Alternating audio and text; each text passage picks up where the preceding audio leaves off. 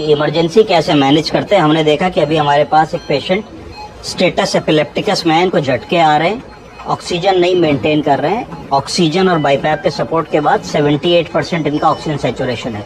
Sugar भी लो था, तो हम लोग ने 25% एक्सट्रोजन को दी है, शुगर को हैंडल कर रहे हैं। थोड़ा सा फ्लूइड दिया है, बीपी कम था तो नॉरएड्रेनालिन लगाई है। और अगर इनका SpO2 भी नहीं मेंटेन होगा, अभी प्रोब अगर SpO2 इंटूबेट करना पड़ेगा, और इंटूबेट करके ये देखना पड़ेगा कि हमारा, हम लोगों ने इनको एंटी एपिलेप्टिक भी 2 ड्रग्स दी हैं, पर अभी क्योंकि बाईपैप पे हैं तो बहुत सिडेशन नहीं दे सकते। अगर हम सिडेट करेंगे तो फर्दर जो है ये एस्पिरेट कर सकते हैं।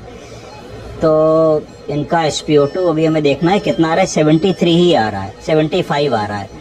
हम 5 मिनट वेट करेंगे, अगर ये मेंटेन नहीं होता है तो फिर हमें इनको इंटूबेट करना पड़ेगा। इंटूबेट इसलिए करना है जिससे इनका एयरवे सिक्योर हो जाए।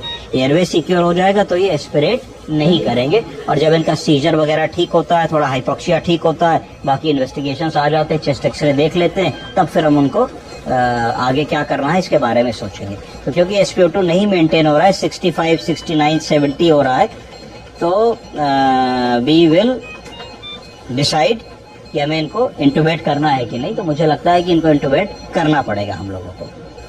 कुछ समय वेट किया, देखा SpO2 ग्रेजुअली पिक कर रहा है। अब हमारा SpO2 60 से शुरू हुआ था, 83% आ गया है। मरीज के जो सीजर्स या फिट्स थे वो भी अब नहीं आ रहे हैं, क्योंकि इनको AED 2 एंटी एपिलेप्टिक ड्रग्स हम लोगों ने दे दी हैं, उसका इफेक्ट आ रहा है। अब इनको क्योंकि अनकॉन्शियस हैं तो हमें एक राइल्स ट्यूब डालनी होगी इनको, और एक फॉलीस कैथेटर डालना होगा क्योंकि अनकॉन्शियस है। अब जैसे ही हम राइल्स ट्यूब डालने की कोशिश करेंगे, क्योंकि बाईपैप लगा है और बाईपैप हटेगा तो हो सकता है कि डीसेचुरेट होने लगे, तो हमको राइल्स ट्यूब का प्रोसीजर बहुत जल्दी करना होगा, जिससे कि इनका SpO2 मेंटेन रहे और ड्रॉप ना हो। के लिए हम लोगों ने इनका बाईपैप का मास्क खोला, हमने ज़ाइलोकेन जेली ली, और ज़ाइलोकेन जेली को लेकर के हमने इनको डाला, जिससे कि राइल्स ट्यूब में लुब्रिकेशन हमको मिले। हमने राइल्स ट्यूब खोली, राइल्स ट्यूब खोलने के बाद हम लोगों ने इसको स्ट्रेट करना होता है ना, थोड़ी क्वाइल्ड फॉर्म में होती है, तो स्ट्रेट मैं तो ऐसे करता हूँ, इसको ऐसे करके मैंने फोल्ड कर लिया अपने हाथ में, और ये ऑलमोस्ट स्ट्रेट हो गई।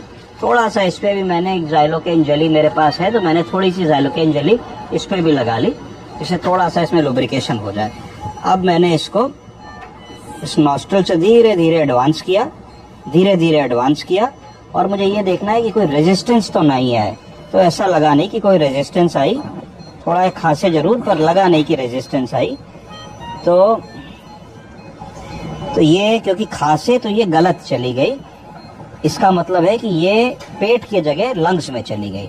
जब पेट की जगह लंग्स में जाएगी तभी मरीज खांसेगा। तो मैंने इसको थोड़ा पीछे किया, बैक विड्रॉ किया, और बैक विड्रॉ करके फिर मैंने धीरे धीरे इसको एडवांस किया। अब मैंने जब ये राइल्स ट्यूब डाली तो इनको कोई खांसी नहीं आई। अब मुझे लगता है कि राइल्स ट्यूब सही गई, क्योंकि एक ब्लाइंड प्रोसीजर है, आप मुंह के अंदर नहीं देख पा रहे हैं।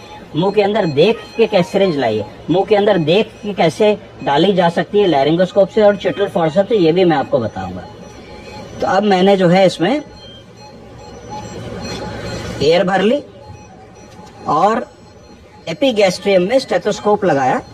एपिगैस्ट्रियम में पुश कीजिए जोर से, चेक किया, बहुत अच्छी हवा सुनाई पड़ी। इसका मतलब है कि राइल्स ट्यूब बिल्कुल प्रॉपरली चली गई है।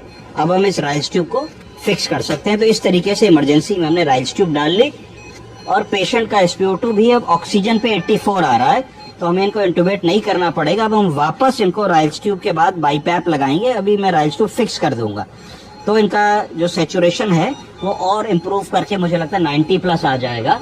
तो we'll give him some time. क्यों ये बेहोश हुए? ये इसलिए बेहोश हुए क्योंकि इनको फिट्स आए। जब फिट्स आते हैं और काफी देर तक आते रहते हैं तो ब्रेन में सूजन आ जाती है, उसको कहते हैं सेरिब्रल एडिमा।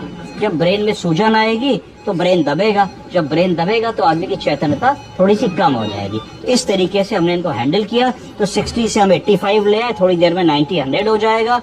अभी थोड़ा सीडेटेड है, थोड़ी देर में ये जहां तक होश में आ जाएंगे, और हम इजीली इस इमरजेंसी को हैंडल करके फिर वार्ड में भेज सकते हैं। ठीक, ओके।